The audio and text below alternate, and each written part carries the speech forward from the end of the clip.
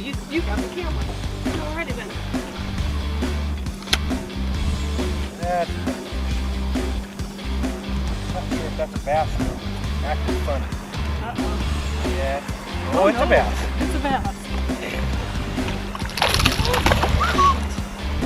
Come here, sweetie.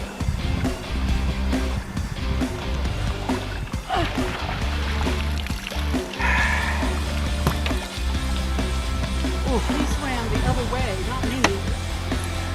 Saw the net went under the boat. That's a good fish. That's a nice fish. Hey folks, Glenn May here with BassResource.com, and today I want to talk to you about fishing crankbaits in the summertime. Now the bass are up active, they feed throughout the summer, the metabolism is high, and they want to eat bait fish. That's what they feed on during the summertime is bait fish. So what better bait to use than a crankbait, right? Well, it's a little more in depth than that. I want to talk to you about the different types of crankbaits I use and how I fish them and different places I fish them during the summertime, and hopefully that helps you too. So what we want to start off first with is the rod and the reel and what I'm using and why I'm using it. I like to start off with a rod that's got more of a moderate type action here. This one here is a 7-foot moderate power. It's actually a medium power, moderate action rod. You look how where it bends. It starts bending way down here actually. Okay, that's what you want. A lot of flex in it. The reason being is these crankbaits, they got these little hooks, little treble hooks on them. They're not super big, they're not super thick, they don't got a whole lot of bite to them. So that in itself is reason, because if you've got too strong of a rod, what happens a lot is when the fish hits it and you swing on him, you're actually going to rip the hooks right out of his face. Or even during the fight back to the boat, that fish is fighting, and if you got a rod that doesn't have a lot of give, and when that fish makes a surge, then that rod's just going to cause the hooks to rip right out of his face. So you don't want that. And some hooks with some crankbaits aren't very strong. When you get a brand new crankbait, take a pair of pliers and try to bend them out. Now, all hooks will bend, so don't put a lot of force on it. But if it doesn't take much work to bend that hook out, then I would recommend replacing that with something, a replacement hook like a Gamakatsu hook or VMC. Because again, if you've got a stout rod and weak hooks, then eventually that hook's going to bend out and you're going to lose a fish. So a rod that's got a medium power with a moderate action rod tip, that's what you're looking for. Paired with that is a reel. It's a high-speed reel. This is a 7.5-to-1 reel with a real smooth drag. That's important because, again, when you're fighting the fish, you got to have the drag and the rod work in concert to give line to that fish when he makes those surges so you don't pull those hooks out. So a reel that's got a real smooth drag. This is an Akumo Helios Air reel. It's got a great drag system on it. I really like it for crankbaiting. I also use fluorocarbon line. I'm using Seaguar Tatsu fluorocarbon line for two reasons. Tatsu is real supple. So it casts like a dream. It's great. Invictus is a more durable line, but it doesn't cast as well for crankbait, and I really like something that's supple. But a 100% fluorocarbon, no braid, I'm not using leaders. The reason I'm using the straight fluorocarbon is because the fluorocarbon's got that sensitivity to it. And it also it's dense, so it's a little bit, it sinks a little bit, so it's going to have a more straight connection to that bait. A lot more sensitivity, and I'm going to be able to feel those subtle bites. And now you might think, well, fish, they come and they crash the crankbait. Of course you know when you got a fish. Not so. There's a lot of times where that crankbait's moving through the water, and a bass will be chasing it. And they come up behind it, and they grab it, swimming right with it. And if they don't like what they feel in their mouth, they spit it right back out. And you won't even feel it because they didn't turn, they didn't grab it. You don't feel the weight of them, nothing. You don't feel the strike. But if you've got a real sensitive line on there, and paired with this reel, if you notice, I got, well, you can't really see. They're the mini guide system. Look how small that guide is. The mini guides, what they do, because the foot of each guide is a lot shorter distance to the blank, it's got less distance to transmit vibrations to the blank. All of this amounts to a lot more sensitivity when you're fishing. And you'll feel that vibration coming through your rod, and it might just feel kind of dull. It's not as crisp. Well, that's a lot of times when those fish come up and mouth it. You'll catch a lot more fish that way if you use a setup like this. I don't use braid. Braid's buoyant for one, so you'll get a kind of a bow going down to your crankbait. But also braid has no give to it at all. Fluorocarbon's got a little bit of give to it, a little bit of stretch, but braid not at all. And again, it goes back to ripping those hooks out of that fish's face. Braid is not a good choice. Even if you try to use a leader, it doesn't make up for it, guys. 18 inches, a foot of a leader does not have enough stretch to make up for that long cast of braid that you've got out there. So I do not recommend using braid for crankbait fishing. Just use straight fluorocarbon, or use mono if you can't afford fluoro. Mono is better than using braid when it comes to crankbaiting.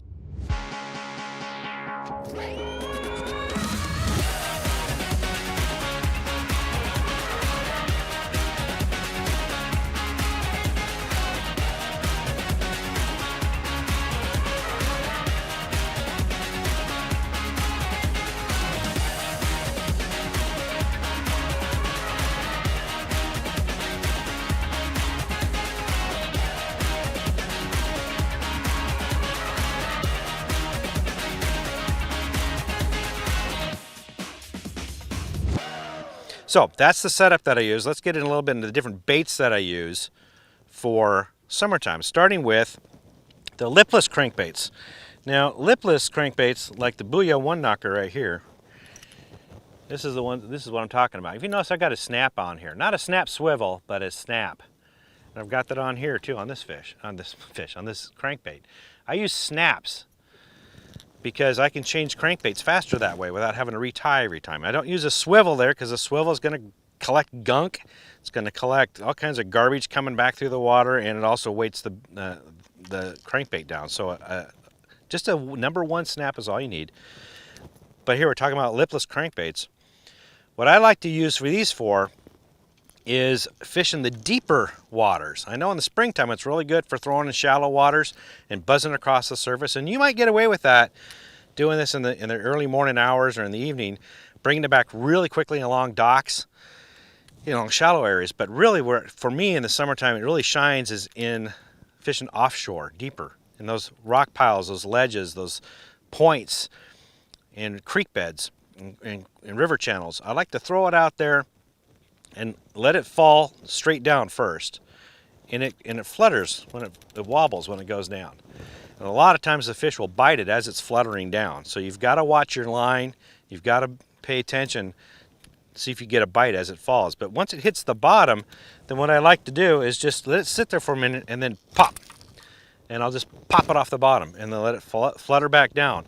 Pop it off the bottom and let it flutter back down. This is a lot like fishing a spoon in the summertime, but you're using a lipless crankbait instead. Because again, those fish are feeding up on those bait fish. So it's a great presentation to use in the summertime with lipless crankbaits.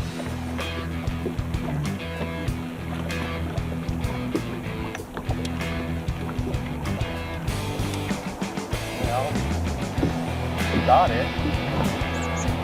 Hey, look at that. It's a nice fish. Let me get the net. That's a really good fish. Yeah, it is. Of course, the net is not anywhere where I can. Of course, You're barely hanging on, too. not anywhere where I can grab it. I need to net it down.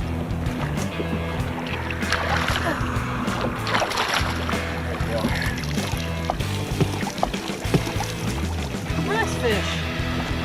That'll do. There we go.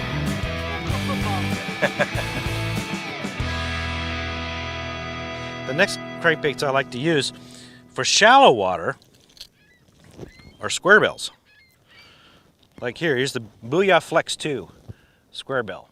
I like using this around stump fields, shallow stump fields, and around docks. Works really well for that.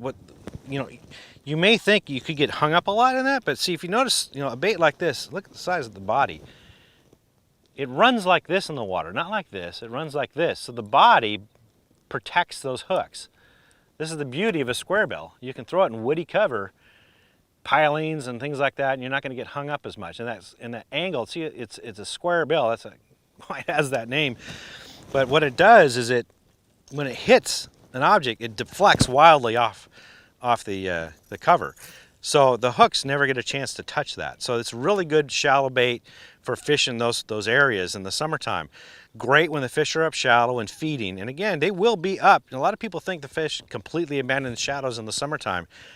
That's not true. The fish are feeding on bait fish, and they'll follow the bait fish wherever they are, even if the environmental conditions aren't perfect. So yeah, water temperature is above 85 degrees. The water doesn't hold as much oxygen, so the fish aren't going to be there. Hey man, if the bait fish are there, they're going to be feeding. So don't get hung up on that. Look for bait fish activity, and that's where you'll find the bass. So square bill is really good for fishing those shallow areas when they're up on that stuff. But also in the summertime, I like to go a little bit deeper. When the fish are actively feeding, and now I'll use something more like this. What this is? This is the Norman NXS. This is the NXS crankbait. Notice it's got a round bill. That doesn't work so well around stumps because the round bill, what happens is the bait curves around it, and then your hooks get exposed, and you'll get hung up on stumps. That's why a square bill works so well in the shallow water. But what a round bill does, this is what I like to do. I take a bait like that, or like this one. This is a little bit deeper. Notice it's got a little bit wider bill than the one I just showed you. I'll fish these. Say if I'm in 10 feet of water, I want a crankbait that's going to run 12 to 15 feet deep, because I want it digging along the bottom, kicking up mud and dirt, and making a lot of racket. That, and it goes like this erratically on the bottom when you do that. And that often triggers vicious strikes from bass. Quick little story, I was fishing lily pads like you normally would with worms and jigs and whatnot, and I grabbed a crankbait and I got along the edge, the shallow part where it ended, and I threw up in 3 feet of water with a crankbait like this that dove down to 7, 8 feet of water and just dug into the mud. It was just digging as I'm trying to reel it back. Had a 3.5 pounder come careening out of those lily pads to clock it. And I thought, well, this is kind of fun. I'm onto something. And so I started fishing that way throughout the day, and I caught so many 3 and 4 pounders I can't remember. But that is a great way to fish it. And this is what you want to do when you're fishing these crankbaits, is get them that run a little bit deeper than where you're fishing, and you want it to do that action on the bottom, and you're going to get a lot of strikes. It's also really good if you're fishing, say, riprap. Great way to fish riprap. You want to make sure that bait is bouncing off that rock, going off different angles, and you'll catch a lot of fish that way. There we go. Better one? Yeah, I bounced it right off a rock. As soon as it hit the rock, bang, smacked it. As soon as it ricocheted off the rock.